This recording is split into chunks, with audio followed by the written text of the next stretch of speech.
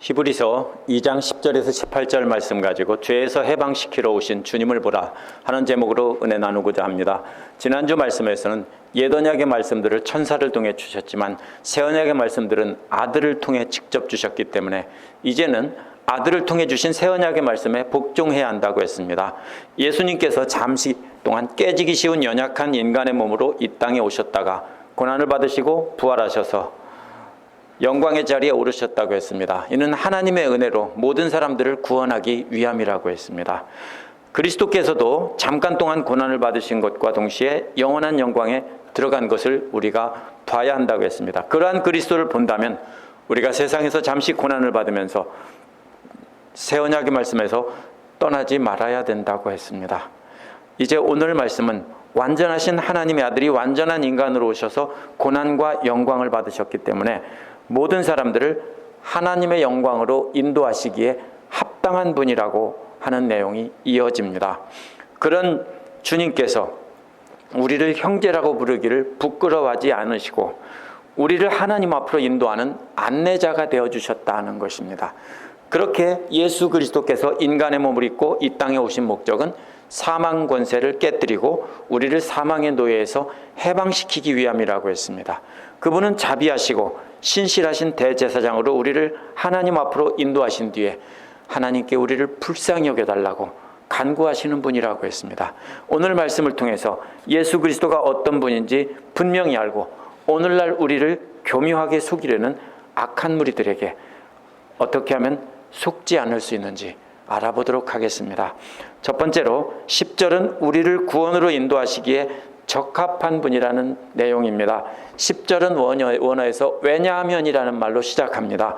왜 예수께서 모든 사람을 위하여 죽음을 맛보셔야 했는가 하면 이런 뜻입니다. 원어에서는 왜냐하면이라는 말 다음에 이어지는 말은 합당하다라는 말입니다. 왜냐하면 합당합니다. 새 번역은 당연한 일입니다. 이렇게 번역했습니다. 이 말은 예수께서 모든 사람을 위해서 죽음을 맛보신 것이 적합하다, 합당하다 이런 뜻입니다. 이 말은 분명히 보고 듣고 냄새 맡아본 뒤에 이것은 분명히 맞다 이럴 때 쓰는 말입니다. 그러므로 예수께서 이렇게 죽으시고 죽음을 맛보셔서 모든 사람을 구원하시는 분이 되신 것은 모든 증거를 통해 다 보니까 실제로 냄새 맡았다는 뜻이 아니고요. 눈으로 보고 귀로 듣고 냄새 맡고 모든 증거를 다 보니까 이것은 맞다, 옳다 이런 뜻입니다. 새 번역에서 만물을 창조하시고 만물을 보존하시는 분이라는 말은 하나님의 권능을 다시 확인한 것입니다. 원어는 이런 말입니다. 만물이 하나님을 위해서 존재하고 만물이 하나님을 통해서 존재한다는 뜻입니다. 그러니까 만물이 하나님을 위해서 지금 계속 있다는 것입니다. 그것을 보존하신다 이렇게 번역했고요. 그리고 만물이 하나님을 통해서 존재한다는 것도 역시 창조하신 것을 이렇게 번역했습니다. 예수님께서 만물의 창조주이시고 만물의 존재 목적이신 만물의 창조주시고 만물의 존재 목적이신 하나님께서 예수 그리스도를 통해 구원하기로 그렇게 정하신 것이 합당하고 적합하고 당연하다라는 뜻입니다.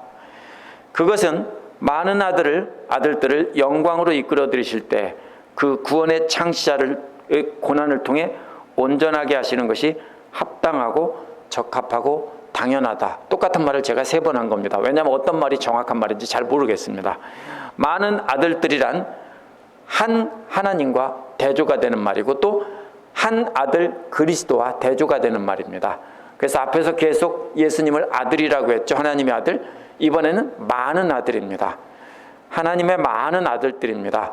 많은 아들들이 자격을 얻어 하나님의 영광의 자리에 참여하게 하신다는 뜻입니다. 그런데 이 창시자라고 번역한 말이 해석이 서로 다릅니다. 그래서 그리스 신화의 헤라큘레스, 영어로 허큘레스라고 하죠. 이 같은 신적인 영웅을 가리킨다고 말하는 사람들이 있습니다. 헤라큘레스가 많은 사람을 구한 영웅인 것처럼 예수께서도 많은 사람을 구한 영웅이라고 해석하는 것입니다. 그리스 문학이나 신화를 통해서 이 단어를 찾아보면 그렇게 해석하는 것이 옳습니다. 그러나 성경은 항상 고대 그리스어에서 어떻게 쓰여졌나가 아니라 본문에서 어떻게 쓰여졌나, 이것을 먼저 봐야 됩니다. 오늘 본문의 문맥을 따라서 보면은 많은 아들들을 영광으로 이끌어 들이신다는 말이 바로 구원의 창시자라는 말을 설명하는 말이고 연결되는 말입니다. 그러면 예수님께서 어떻게 하고 있습니까? 많은 아들들을 이끌고 앞장서서 가신다는 뜻입니다. 그래서 창시자라는 말은 그리스어로 시작이라는 아르케라는 말과 사람이라는 말을 합쳐서 된 말입니다. 그러면 시작하는 사람이라는 뜻입니다. 사전적인 문자적인 의미는 시작하는 뜻이라는 사람이기 때문에 창시자라고 번역한 겁니다. 그래서 이 말은요, 길을 찾거나 안내하는 개척자라는 뜻으로 이렇게 쓰인 것이라고 합니다. 길이 수풀이 우거지고 정글이 있습니다. 그럼 앞서가는 사람은 어떻게 합니까? 그것을 헤치고 어떤 길이 맞는 길인지 길을 표시해 가면서 가겠죠? 그럼 나머지는 뒤따라가는 것입니다. 오늘 본문의 문맥은 예수님께서 길을 앞서서 길을 트고 계시고 많은 사람들의 길잡이 노릇을 하고 계시니까 예수님의 뒤를 따라가면 된다라는 뜻입니다. 1장 3절에서 하나님 보좌 우편에 앉으셨다고 했는데요, 2장 7절에서는 잠시 동안 천사보다 못하게 하셨지만 영광과 존귀의 면류관을 씌워주셨다고 했습니다. 예수께서 먼저 죽으시고 부활하셔서 영광의 몸을 입으시고 영광의 보좌에 앉아 계시기 때문에 선구자이고 개척자이고 앞서가신 분인 겁니다. 우리보다 먼저 죽으시고 먼저 부활하셔서 먼저 영광의 자리에 오르셨다는 겁니다. 그분이 우리도 그 영광의 자리에 들어갈 수 있도록 우리의 앞장서서 우리의 길을 인도하고 계신다. 그래서 창시자라고 선구자라고 이런 뜻으로 이 말을 쓴 것입니다. 6장 20절에서는 앞서 달린다라는 말로 다르게 바꿔 말한 말과 사실 통하는 말입니다. 앞서 달리는 사람입니다. 만물이 그를 위해 존재하고 만물이 그로부터 말미암은 하나님께서 그렇게 하셨다면, 예수님을 그렇게 만드셨다면 그것은 적합하고 아주 당연한 일이다. 논란의 여지가 없다, 이런 뜻입니다. 그러한 우리의 구원의 선구자이신 예수가 고난을 통해서 완전하게 되신 것도 역시 적합하고 당연하다는 말입니다.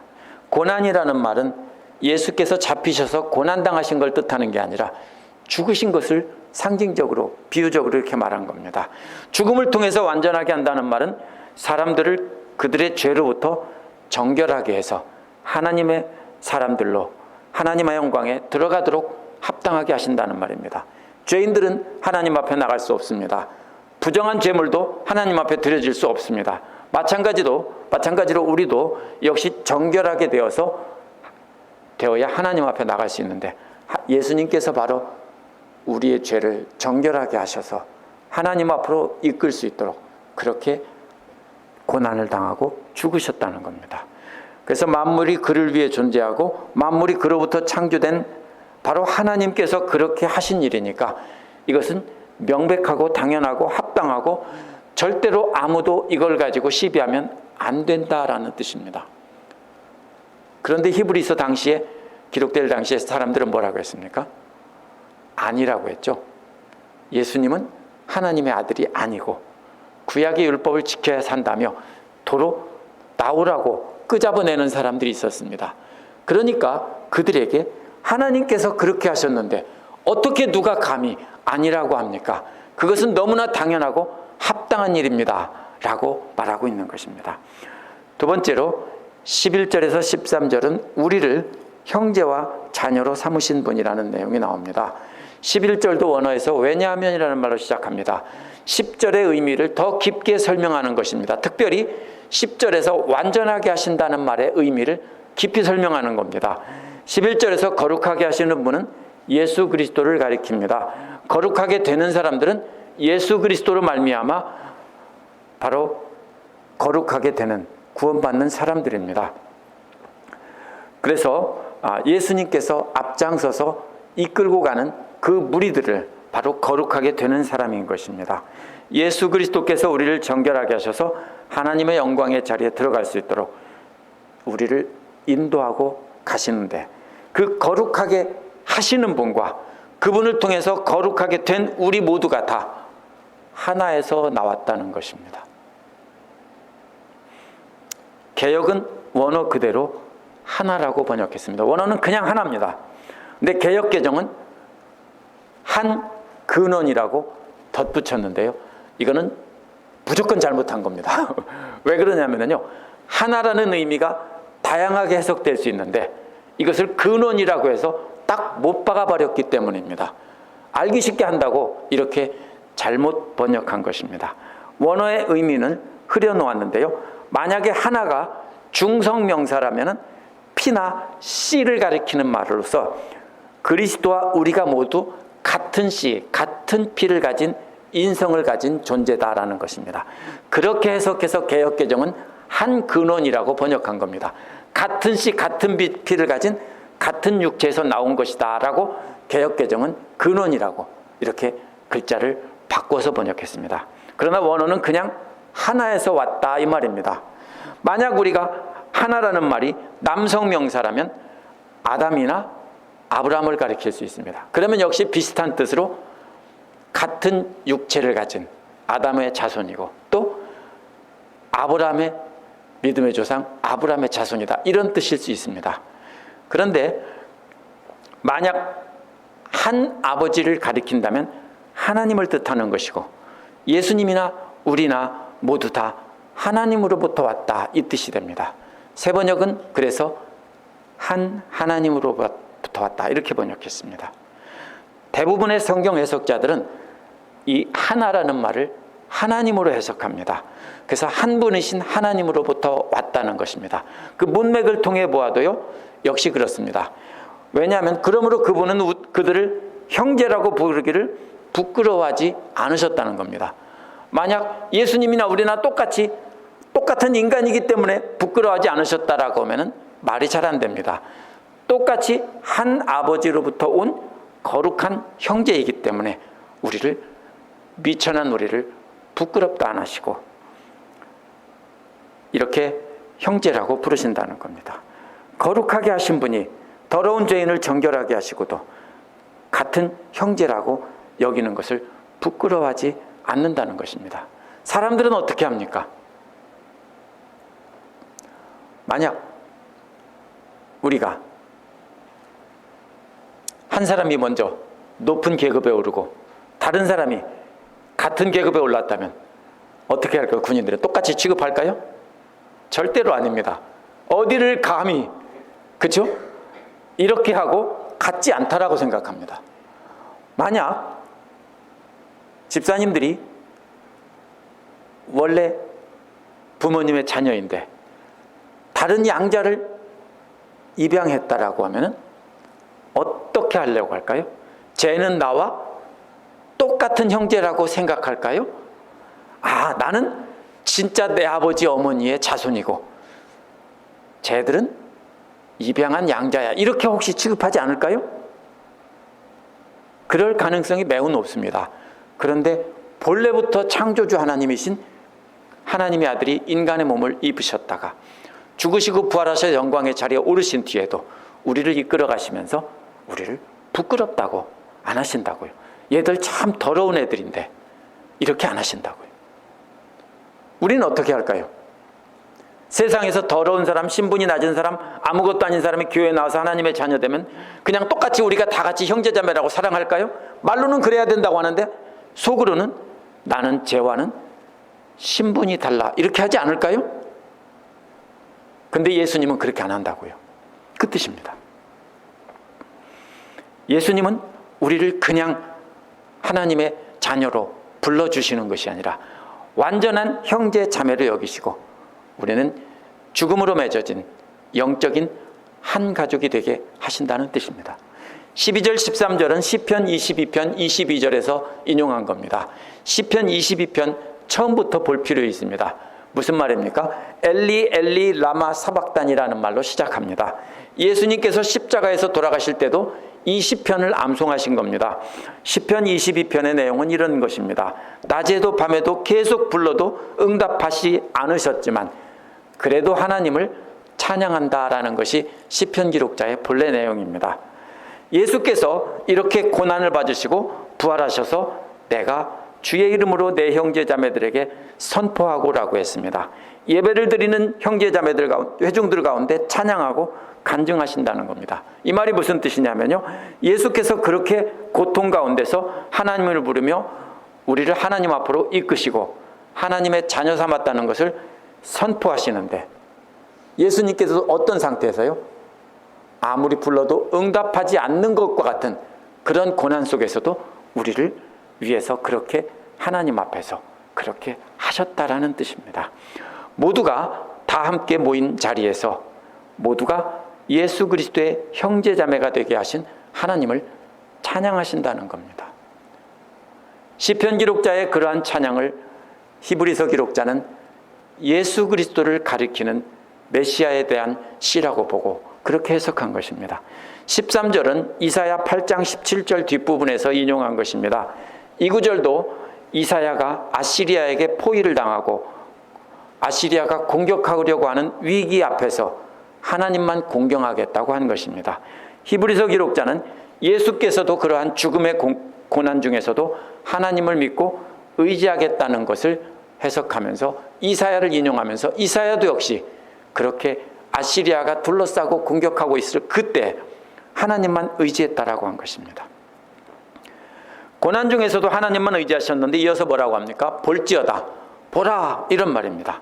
놀라운 일이 생겼다는 뜻입니다. 그것은 내가 여기 있습니다라는 말과 하나님께서 내게 주신 자녀들도 여기 있습니다라는 말입니다. 어떤 그림입니까? 예수님께서 하나님 앞에 서는 것은 당연합니다. 그리고 어서 거짓대 같은 사람들을 잔뜩 이끌고 왔습니다. 그리고 그들을 정결하게 하시고서는 그들을 데리고 와서 보십시오, 제가 여기 있습니다. 또 하나님께서 주신 하나님의 자녀들도 여기 함께 있습니다. 이렇게 말씀하시는 겁니다. 우리가 장차 하나님 앞에 서서 있을 때 예수님께서 그렇게 하신다는 겁니다. 내가 여기 있습니다. 또 내가 데리고 온 사람들, 이 사람들도 다 여기 이렇게 함께 있습니다. 우리 모두가 다 거룩한 하나님의 자녀가 되어서 하나님 앞에 서 있습니다 라는 뜻입니다. 자녀라는 말은요, 친족관계, 가족을 나타낼 때 쓰는 말입니다. 예수님께서도 이 자녀라는 말을 참 많이 쓰셨습니다. 14절에서 16절은 인간의 몸을 입고 오신 이유를 말하고 있습니다. 14절은 그러므로라는 말로 예수께서 인간의 몸을 입고 오신 이유를 설명합니다. 먼저 자녀들은 피와 살을 완전히 함께 나눈 존재라고 했습니다. 이 피와 살을 공유했다는 말은 인간 본래의 자연적인 상태를 가리킵니다. 예수님께서도 자연적인 완전한 인간이 되셔서 우리와 똑같은 몸을 가지고 피를 가진 그런 인간으로 오셨다라는 그 뜻입니다. 예수께서 하나님의 자녀를 하나님의 영광의 자리로 이끌고 가신 자녀들을 모두 다 피와 살을 공유한 자연적인 존재라는 것이고 예수님도 과거에 그랬다는 것입니다. 그렇기 때문에 예수께서도 그들과 함께 한 번 똑같이 우리와 같은 몸을 공유한 적이 있었다라는 것입니다. 그 목적은 무엇입니까? 죽음을 통하여 죽음의 세력을 잡은 자 곧 마귀를 멸하시기 위함입니다. 예수께서 마귀가 사로잡고 있는 사망의 권세를 완전히 박살내서 무효화시키려고 인간의 몸을 입고 죽으셨다가 살아나셨다는 겁니다. 이것은 어떤 그림으로 이해해야 되냐면요, 전쟁터에서 적의 성을 박살을 내고 적군을 완전히 이렇게 제압한 상태를 가리킵니다. 승리한 왕의 모습입니다. 전쟁에서 상대의 세력을 박살내고 그 왕을 사로잡은 장면입니다. 그러면 그 다음에는 어떤 행동이 이어질까요? 승리한 다음에 승리한 왕이 하는 일은 적에게 사로잡혀 있던 내 포로들을 풀어주는 일입니다. 그렇죠? 만약에 2차 대전 때 미군들이 태평양의 섬에서 일본군의 노예로 사로잡혀서 고생을 하고 있고 굶고 뼈만 남은 그런 사진이 라이프지 같은 데 실려 있습니다. 그러면 그런 때 미군이 와서 그것을 점령하고 다시 했다면 제일 먼저 하는 일이 뭡니까? 그들을 풀어주고 그들을 치료해주고 해방시켜주는 겁니다. 이게 똑같은 상황입니다. 마귀의 세력에 사로잡혀 있는 사망의 권세, 마귀를 제압하고 그 다음에 하는 일은 바로 노예살이를 하던 사람들을 해방시키는 겁니다. 아담과 하와가 마귀에게 속아서 범죄하여 마귀의 포로가 된 이후 인간들은 사망의 권세, 마귀의 권세에 사로잡힌 노예였습니다. 그러나 예수께서 인간의 몸을 입으시고 오셔서 죽으셨다가 부활하심으로 마귀의 세력을 완전히 박살내시고 마귀에 사로잡혀서 사망의 두려움에 떨고 있던 우리를 해방시켜 주셨다는 겁니다. 16절은 왜냐하면이라는 말로 시작합니다. 이는 확실히 천사들을 붙들어 주시려이 아니라 아브라함의 자손들을 붙들어 주시려 함이다, 이 말입니다. 이 붙들어 준다는 말을 잘 생각해야 됩니다. 이 말은 손으로 감싸서 건져내는 모습입니다. 어땠을까요? 감옥이나 땅굴 같은 데 파놓고 포로들을 만약에 거기다 집어넣어 놨다면, 그리고 굶어 죽지 않을 만큼 먹이고 때렸다면 걷지도 못할 그런 삐쩍 마른 뼈만 남은 그런 상태지 않겠어요? 그럴 때 어떻게 해요? 오셔서 손으로 잡고 이렇게 일으키시는 그림으로 이해해야 합니다. 그렇게 그 백성들을 손으로 잡아서 이끌어내시고 일으켜주시고 감싸 안아주신다는 뜻입니다. 이스라엘 백성을 이집트에서 그 손으로 감싸셔서 구해내신 것을 떠올리게 하는 말입니다. 붙든다는 말은 이사야 41장 9절 10절에서도 나옵니다. 이건 제자훈련에서 암송 구절입니다. 두려워 말라, 내가 너와 함께함이라. 놀라지 말라, 나는 내 하나님이 됨이라. 라고 하면서 붙들어 주신다고, 그러니까 두려워하지 말라고 한 말에서도 나옵니다. 두려워 떨고 있는 사람들을, 해방됐지만 두려워 떨고 있어요. 왜? 실감이 안 나죠? 그렇죠? 계속 사망 권세에 사로잡혀 있던 사람들이 해방되었어, 이제 자유야 해도 실감이 안 나요. 지금도 그렇지 않습니까? 그러면 안 돼요. 왜? 이미 해방됐어요. 그리고 붙들어주고 계세요. 우리가 그 손길을 느낀다면 이제는 주님께서 나를 붙들고 계시니까 더 이상 두려워할 필요가 없다. 이제 나는 해방되었구나. 이제 내 고향 알라바마로 돌아갈 수 있겠구나. 이런 것이 바로 이 본문의 의미인 거예요. 전쟁에서 적을 완전히 제압하고 그 다음에 해방시킨 뒤에 손으로 감싸서 건져내시는 장면입니다. 이는 마귀가 점령하고 있던 사망 권세를 완전히 박살내고 해방시킨 뒤에 우리를 두 손으로 감싸서 고이 건져내시는 예수 그리스도의 3단계 구출 작전의 장면입니다. 그것은 천사들을 감싸서 구해내려는 것이 아니라 바로 아브라함의 씨들을 구해낸다는 것입니다. 그런데 아브라함의 씨들이란 창세기 22장 17절 18절에서 하나님께서 아브라함에게 약속하신 축복의 자손들입니다. 그런데 이는 혈통의 자손이 아닙니다. 왜냐하면 이스라엘 백성들은 바닷가의 모래보다 훨씬 적기 때문입니다. 그렇죠? 근데 바닷가의 모래처럼 하늘의 별처럼 그렇게 많게 한다고 하셨으니까 이는 온 세상에 있는 믿음의 자손들을 뜻합니다. 바로 그 믿음의 자손들을 구원해서 이렇게 감싸서 건져내기 위해서 예수께서 그렇게 그 하나님의 구출 작전에 투입돼서 그렇게 십자가에 완전한 인간의 몸을 입고 오셨다가 십자가에서 죽으시고 또 그렇게 해서 부활하셔서 그렇게 완전히 작전을 끝내셨다라는 뜻입니다. 17절 18절은 자비하고 신실한 대제사장이신 예수님이 나옵니다. 17절은 그러므로 그가 모든 면에서 형제들과 같아져야 하는 것이 마땅하다라고 했습니다.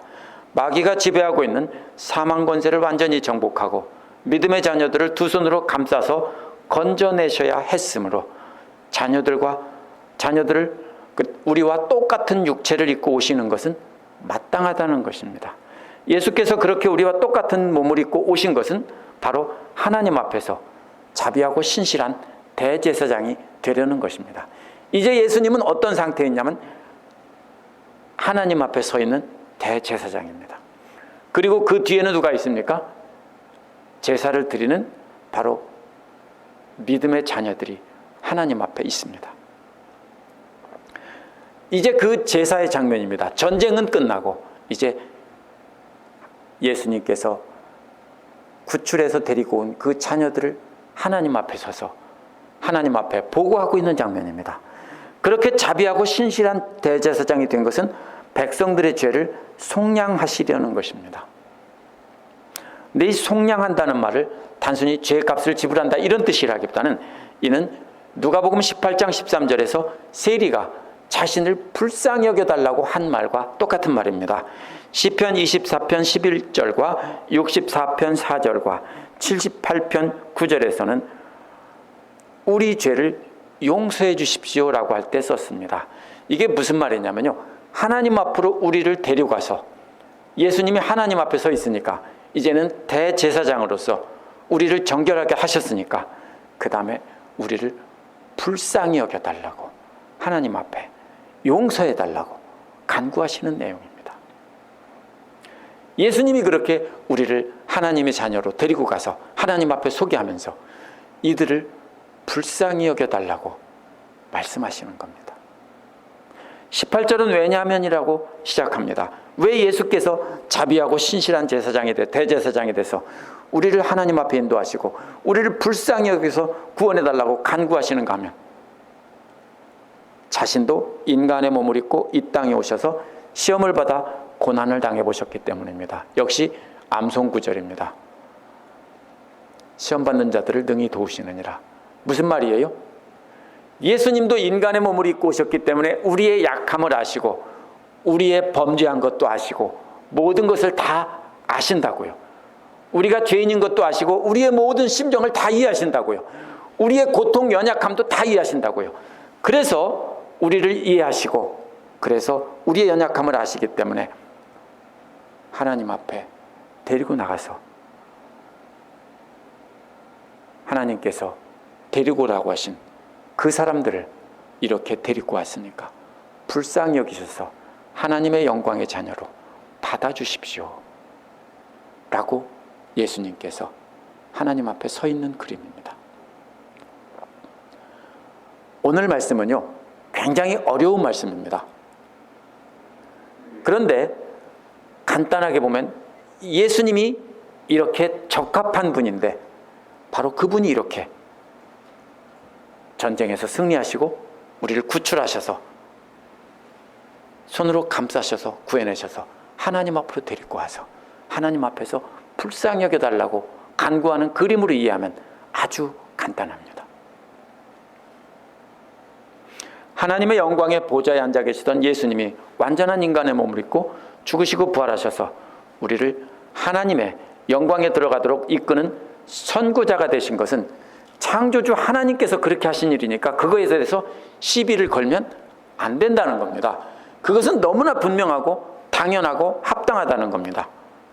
이거를 부인하다 보니까 예수님은 하나님의 아들이 아니라고 말하기도 했습니다. 그분이 죽음의 고난으로 우리를 하나님 앞으로 인도하셔서 자녀가 되게 하셨고 그분이 마귀가 점령하고 있던 사망 권세를 박살내고 그 권세 아래 사로잡혀 있던 우리를 해방시켜 주셔서 하나님 앞으로 이끌어 가셔서 대제사장이 돼서 불쌍히 여겨달라고 간구하시는 참 자비하고 신실한 대제사장입니다. 대제사장은 자비하지는 않습니다. 왜요? 자비가 없죠. 제물을 드리면 그 제물을 가지고 하나님 앞에 드려서 저들의 죄를 속해달라고 하는 것뿐입니다. 그런데 우리의 대제사장은 자비하시더라고. 우리를 불쌍히 여기신다고요. 왜? 우리와 동일한 존재로 육체를 가지고 고난을 받으셨기 때문에 우리와 똑같은 마음으로 이해할 수 있다고요. 인간 대제사장은 자기들이 왕이나 된 줄 알고 하나님이 된 줄 알고 무시하면서 자기들은 레벨이 다르다고 하지만 예수님은 그렇게 안 하신다고요. 혹시 그런 생각 갖고 계세요? 목사님 중에 만약에 그런 사람이 있으면 예수님한테 뒤지게 혼날 겁니다. 집사님들 중에 만약에 혹시나 내가 남보다 신앙이 조금 좋아서 오래 믿어서 조금 더 괜찮다고 하고 제들하고는 수준이 다르다. 어떻게 내가 저렇게 더러운 애들하고 하나냐? 이러면은 진짜 뒤지게 혼납니다. 진짜. 왜? 우리 예수님께서도 그렇게 하시면서 우리를 부끄럽다고 안 하시고 우리와 똑같은 한 형제라고 이렇게 말씀하셨는데 이 뜻입니다. 왜 하나님께서 예수를 완전한 인간으로 보내셔서 십자가에서 고통당하고 죽게 하셨는가? 오늘 말씀에서 뭐라고 말합니까? 그 목적은 많은 아들들을 하나님의 영광의 자리로 이끌어오시기 위함이라고 했습니다. 아브라함에게 약속하신 하늘의 별들과 같이 바다의 모래와 같이 많은 하나님의 아들들을 영광의 자리로 이끌어오시기 위해서 예수님께서 그렇게 하셨다라는 겁니다. 말할 수 없는 더러운 죄인인 우리를 하나님의 아들이 되게 하시려는 겁니다. 성경에서 하나님의 아버지라고 부른 것을 하나님이 남자라는 뜻이 절대로 아닙니다. 하나님은 남자도 아니고 여자도 아니고 우리가 그렇게 가족 관계로 하나님을 설명한 겁니다. 마찬가지로 아들이라는 말도 남자라는 뜻이 아닙니다. 이것은 하나님의 가족임을 나타내는 말입니다. 형제라는 말도 성경에서는 브라더라는 뜻인데요, 역시 남자라는 뜻이 아닙니다. 역시 친밀한 관계를 나타내는 비유적인 표현입니다. 그렇기 때문에 새 번역처럼 형제 자매라고 번역하고 남편과 아내 이렇게 자꾸 번역하려면요, 하나님도 아버지와 어머니 이렇게 번역해야 되는 겁니다. 그러나 여기서는 그런 뜻이 아닙니다. 우리가 하나님과 한 가족이 된다. 하나님의 자녀가 되고 하나님은 우리의 아버지가 된다. 이런 뜻입니다. 이 얼마나 놀라운 일입니까?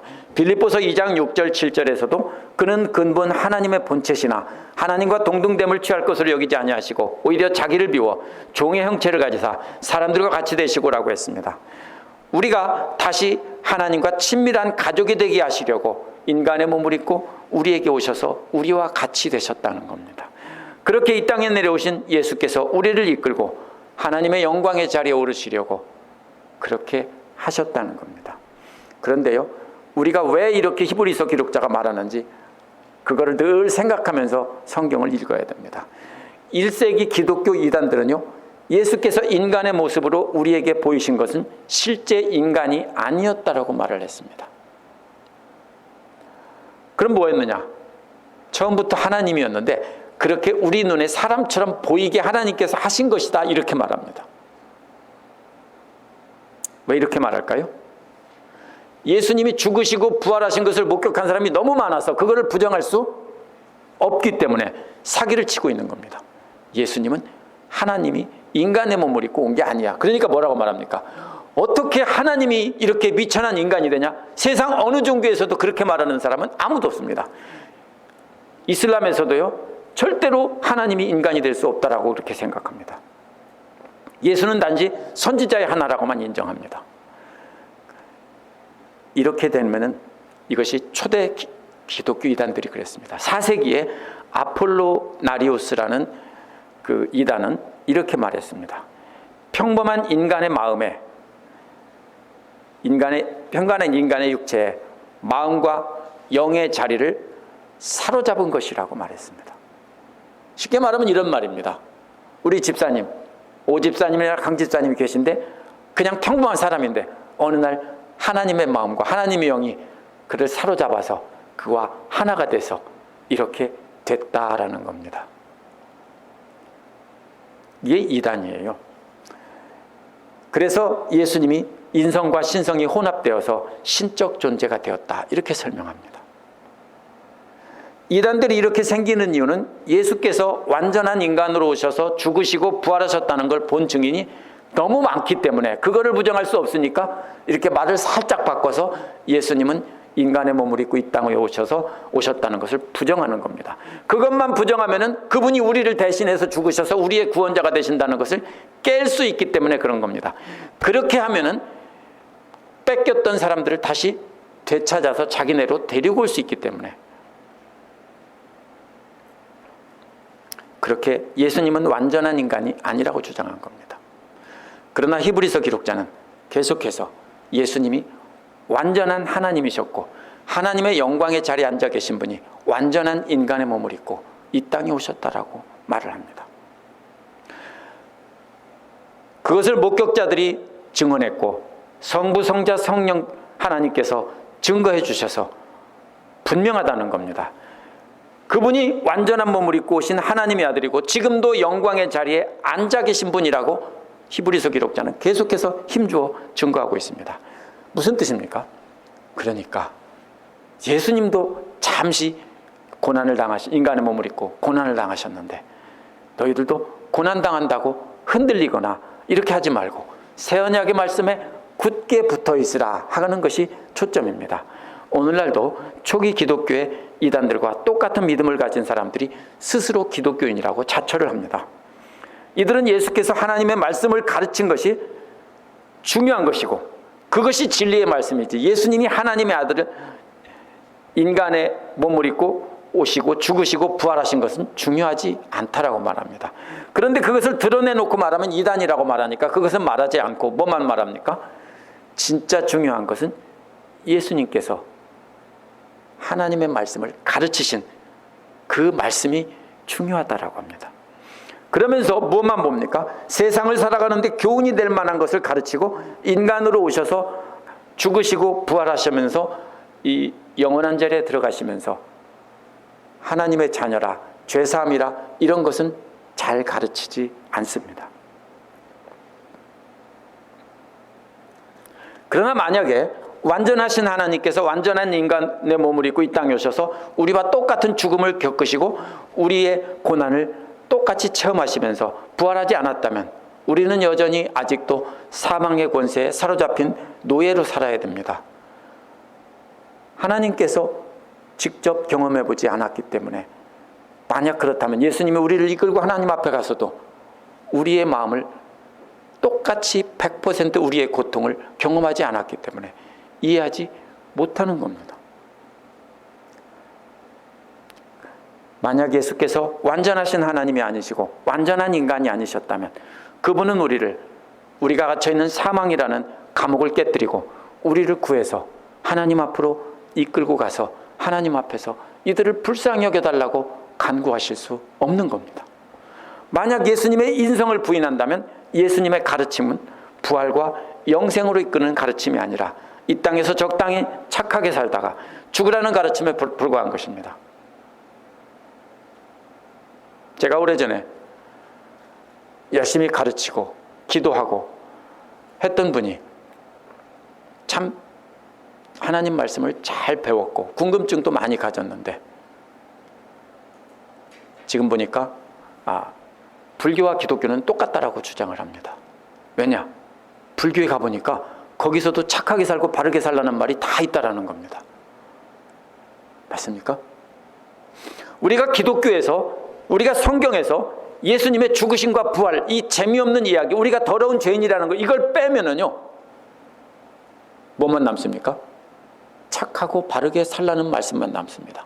그러면 어떻게 됩니까? 이 성경은 그냥 불교나 이슬람교나 아무 종교나 다 똑같습니다. 그렇죠? 착하게 살라, 선을 베풀며 행하며 살라.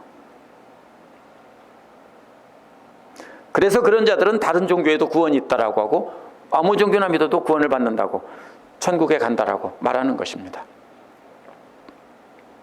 예수 그리스도께서는 우리가 갇혀있는 사망이라는 감옥의 문을 깨뜨리고 우리를 건져내기 위해서 완전한 인간의 몸을 입고 이 땅에 오신 분이라는 것을 우리가 절대로 놓치면 안 됩니다. 그 사실을 흐리게 하고 그분의 가르침 중에 인생살이에 도움이 되는 말씀을 가르치면서 잠언 같은 거를 많이 좋아하죠. 예수 안 믿는 사람도 좋아하고 사실은 잠언도 그 의미를 잘 이해하면은 하나님만 사랑하고 하나님 말씀만 공경하고 하나님 말씀만 따르라는 뜻인데요. 그것이 인생의 지혜가 담긴 그런 말과 비슷하니까 그렇게 엉뚱하게 가르치는 경우가 많습니다. 그리고서 그것이 기독교의 가르침이라고 하죠. 절대로 아닙니다. 절대로 속으면 안 됩니다. 그분이 우리와 똑같은 육체를 입으시고 제가 계속 반복합니다. 십자가에 죽으시고 부활하심으로 사망의 감옥을 완전히 부수고 우리를 그 손으로 감싸서 끌어안아서 건져내신 분입니다. 그분이 지금 우리를 보혈로 정결하게 하셔서 우리를 하나님 앞으로 이끌어가고 있는 중입니다. 계속해서 그분은 이끌어가고 있는 중입니다. 예수님이 마귀의 권세를 멸하시고 우리를 해방시켜 주시려고 오신 분이라는 걸 깨닫고 그분이 주신 새 언약의 말씀을 통해 그분을 바라보며 그분만 따라가라는 것이 오늘 말씀의 핵심입니다. 그러한 자들에게 속지 않는 비결이 무엇입니까? 새 언약의 말씀을 단단히 붙잡고 간직하며 따라가는 것입니다. 이 말씀을 단단히 붙잡고 우리를 그렇게 하나님 앞으로 고난을 통해서 이끌어 가시는 우리 주님을 바라보며 사시는 저와 여러분 되시기를 간절히 소원합니다. 기도하겠습니다.